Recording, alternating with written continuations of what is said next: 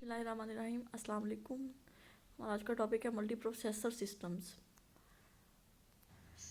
First of all we discuss definition of multiprocessor system. Multiprocessing operating refers to the use of two और more central processing units. जब हम multi processing ऑपरेटिंग्स की बात करते हैं, ऐसी operating जिसमें एक से ज़्यादा मल्टी प्रोसेसर्स इन्वॉल्व होते हैं, तो उससे बात होता है कि दो या दो से ज़्यादा जो प्रोसेसिंग यूनिट्स हैं वो एक सिंगल कंप्यूटर के अंदर काम कर रहे हैं। These multiple CPUs are in close communication sharing the computer bus memory and other peripheral devices. तो इसमें जो मल्टीपल सीपीयूज होते हैं वो क्लोजली कम्युनिकेशन करते हैं, शेयर करते हैं कंप्यूटर बस को, मेमोरी को और पैराफिल डिवाइसेस को। Multi processing is a type of processing. ये प्रोसेसिंग की वो टाइप है इन विच टू और मोर प्रोसेसर्स वर्क टुगेदर, जिसमें दो या दो से ज़्यादा प्रोसेसर्स इकट्ठे काम करते हैं to process more than one program simultaneously. और वो प्रोसेसर मिलकर एक से ज़्यादा प्रोग्राम्स को एक ही वक्त में एग्जीक्यूट करते हैं। It allows the system to do more work in a shorter period of time. अब इसमें क्या होता है कि सिस्टम के पास जो है वो मतलब इस तरह की पावर होती है, इस तरह से ऑपरेटिंग सिस्टम उसको मैनेज करता है कि जो काम है वो कम टाइम में हो। Unix is one of the most widely used multi processing system. अब यूनिक्स एक ऑपरेटिंग सिस्टम है और ये मल्टी प्रोसेसिंग है और ये बहुत ज़्यादा इस्तेमाल होने वाला मल्टी प्रोसेसिंग सिस्टम है। अब मल्टी प्रोसेसिंग के अंदर क्या होता है कि एक से ज़्यादा सीपीयूज हैं कंप्यूटर सिस्टम के अंदर, तो जो प्रोसेस होते हैं उनको डिवाइड कर दिया जाता है। मतलब सिस्टम के पास चार प्रोसेस हैं तो वो चारों जो है वो डिवाइड हो जाएंगे प्रोसेसर्स के दरमियान में। Multiprocessor system is also known as parallel system और टाइटली कपल्ड सिस्टम। इनको पैरेलल सिस्टम भी कहा जाता है क्योंकि ये पैरेलल काम करते हैं, और टाइटली कपल्ड भी कहा जाता है। It means that the multiprocessors are tied together in some manner, कि वो एक दूसरे के साथ जुड़े हुए हैं किसी ना किसी तरीके से। Generally the processors are in close communication which each other, और एक दूसरे के साथ क्लोज कम्युनिकेशन में होते हैं। दे शेयर कॉमन डाटा स्ट्रक्चर्स, वो एक जैसे डाटा स्ट्रक्चर को शेयर करते हैं। एंड कॉमन सिस्टम क्लॉक, उनका सिस्टम क्लॉक भी एक ही होता है। अब जितनी भी एग्जीक्यूशन होती है वो सिस्टम क्लॉक के अकॉर्डिंग होती है, तो एक ही सिस्टम क्लॉक को शेयर कर रहे होते हैं, एक ही डाटा स्ट्रक्चर को। अब इंटेल के जो प्रोसेसर आ रहे हैं उसमें डुअल कोर भी हैं और कोर टू कोर भी हैं, सॉरी कोर टू कोर भी हैं और डुअल कोर भी हैं। डुअल कोर के अंदर जो है वो दो सीपीयूज होते हैं चिप के ऊपर। अब ये एक सिस्टम है जिसके अंदर दो सीपीयूज हैं, उसके पास चार टास्क मेन मेमोरी में है रेडी टू एग्जीक्यूशन। तो अब क्या होगा कि P1 जो प्रोसेस है वो CPU वन को दे दिया जाएगा और P2 जो है वो CPU 2 को दे दिया जाएगा। अब आपको दोनों की टाइमलाइन भी नज़र आ रही होगी कि P1 जो है वो CPU 1 के पास है, वो इसको एग्जीक्यूट कर रहा है। इस तरीके से जो P2 है वो CPU 2 के पास है। जब P1 और P2 काम खत्म करके सिस्टम से बाहर निकल जाएंगे तो डेफिनेटली जब कोई प्रोसेस अपना काम कंप्लीट कर लेता है तो सिस्टम से एग्जिट कर जाता है। तो उसके बाद मेन मेमोरी के अंदर दो प्रोसेस रह जाएंगे P3 P4। तो अब CPU के पास P3 है, उसको एग्जीक्यूट करेगा, और CPU 2 के पास जो है P4 है।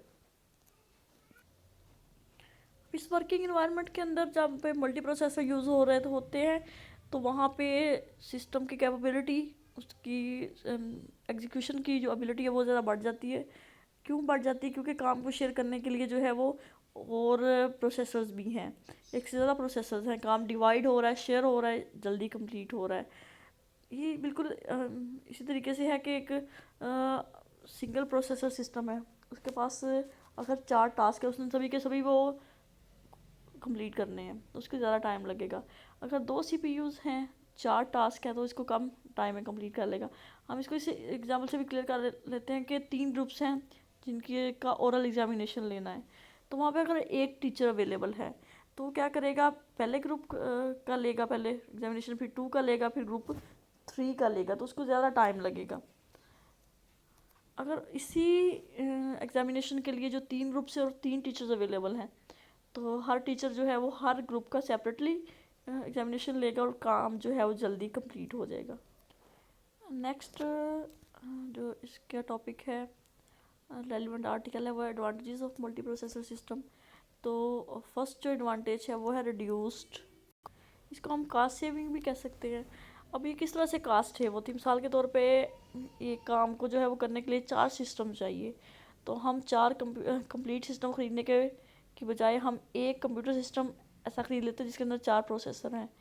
तो वहाँ पे हमें 4 जो है वो मॉनिटर भी नहीं लेने पड़ेंगे, 4 कीबोर्ड भी नहीं लेने पड़ेंगे, 4 माउस भी नहीं होंगे, 4 जो है वो मेमोरी चिप्स भी नहीं होंगे, तो उनकी कास्ट जो है वो रिड्यूस हो जाएगी।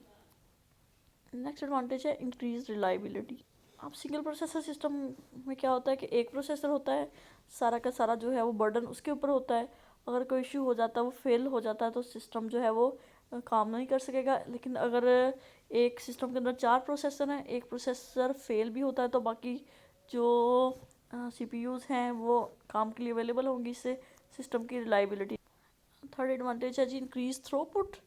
अब थ्रोपुट क्या है, amount of work completed in unit time.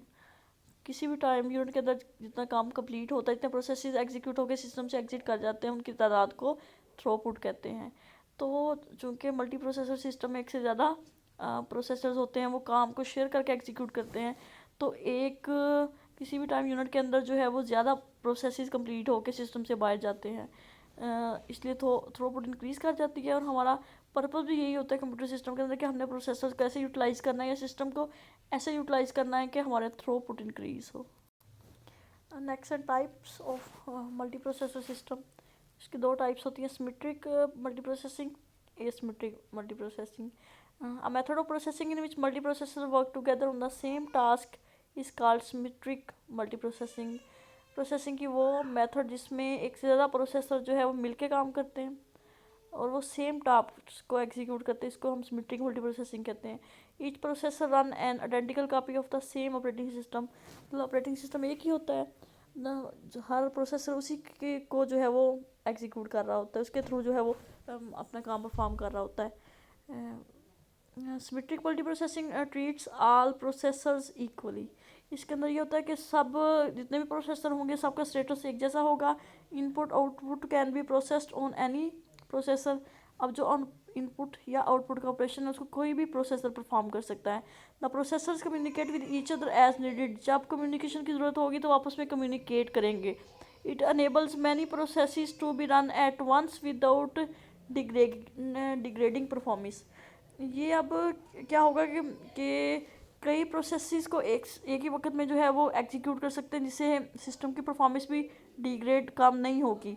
Each CPU is separate and it is possible for one CPU to be idle while and other CPU is overloaded.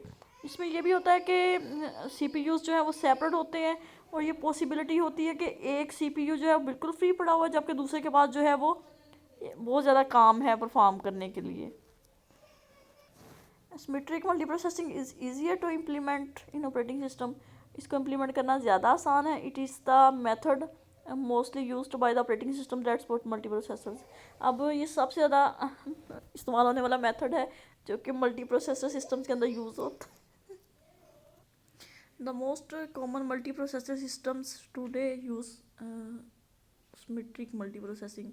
तो सबसे ज़्यादा ये तकनीक मल्टी प्रोसेसिंग की जिन सिस्टम में इस्तेमाल होती है वो सारे सिमेट्रिक मल्टी प्रोसेसिंग को यूज़ करते हैं। कम सिस्टम ऐसे हैं जिनके अंदर एसिमेट्रिक मल्टी प्रोसेसिंग यूज़। इस डायग्राम में आपको सिमेट्रिक मल्टी प्रोसेसिंग नज़र आ रही होगी जी। इक्वल राइट्स होते हैं तमाम प्रोसेसर्स के पास। Any CPU can process execute any process. कोई भी जो CPU है वो किसी भी प्रोसेस को एग्जीक्यूट कर सकता है, उसको एक्सेस कर सकता है। Each CPU has access to memory.